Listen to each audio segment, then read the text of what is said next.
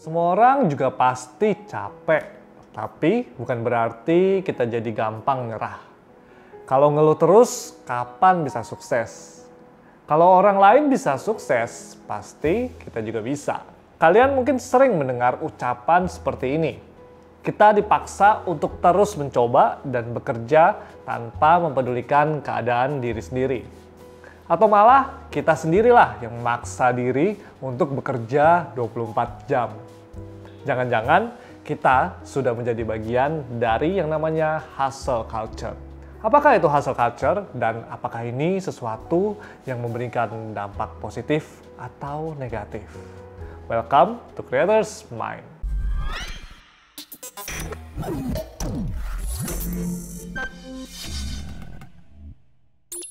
Hustle culture adalah sebuah gaya hidup di mana orang tersebut terus bekerja dan hanya beristirahat dalam waktu yang singkat.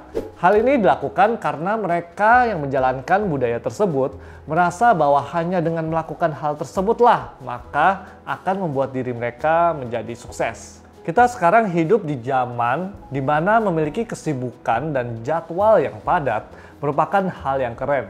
Banyak anak muda yang menyibukkan diri mereka bahkan di luar jam kerja mereka. Padahal pekerjaannya bisa dikerjakan di lain waktu. Atau bisa saja saat melihat lingkungan pertemanan yang memiliki kesibukan pekerjaan masing-masing, akhirnya kita malah memaksakan diri untuk bekerja di luar jam kerja supaya terlihat sibuk. Selain itu, hustle culture juga dapat terjadi karena kebiasaan toxic positivity di kehidupan sosial kita. Toxic positivity ini adalah kondisi di mana seseorang akan menuntut dirinya sendiri atau menuntut orang lain untuk mentolerir emosi negatif dan selalu berpikir positif, walaupun dalam kondisi sedang stres. Orang-orang dengan toxic positivity biasanya tidak menyerah walaupun sudah capek. Mereka tidak akan mengeluh karena mereka merasa kalau mengeluh itu berarti menunda keberhasilan. Lebih banyak waktu bekerja akan lebih cepat menuju keberhasilan. Kalau orang lain bisa berhasil karena mereka bekerja sampai lembur, maka saya juga harus lembur. Pada akhirnya kita selalu berusaha memaksakan diri untuk mencoba dan bekerja lebih secara terus-menerus tanpa beristirahat. Hustle culture ini juga terjadi karena banyak orang ingin mencapai kesuksesan secepat mungkin. Sehingga mereka rela mengorbankan waktu, tenaga, bahkan kesehatan mereka untuk bekerja lebih. Kita perlu menyadari adanya dampak buruk atau budaya dari hustle culture yang sedang mengintai di belakang. Menurut penelitian dari Mental Health Foundation, sekitar 14,7% pekerja di Inggris mengalami masalah kesehatan mental akibat stres bekerja yang berlebih. Studi lain juga mengatakan bahwa Jepang yang memiliki kultur kerja keras menunjukkan jumlah pekerja dengan masalah mental dan kesehatan 3 kali lebih tinggi dari rata-rata negara di dunia. Dan yang terakhir, dilansir dari Journal of Occupational Medicine, orang dengan jam kerja yang panjang akan mengalami depresi hingga gangguan tidur. Jadi, bagaimana supaya kita dapat terhindar dari hustle culture ini? Yang pertama, berhenti membandingkan diri dengan orang lain. Sadarilah bahwa setiap orang memiliki waktunya masing-masing untuk mencapai kesuksesan. Bisa dalam waktu yang singkat atau dalam waktu yang lama. Selain itu, kesuksesan seseorang tidak bisa dibandingkan karena proses dan faktor pendukungnya itu berbeda-beda.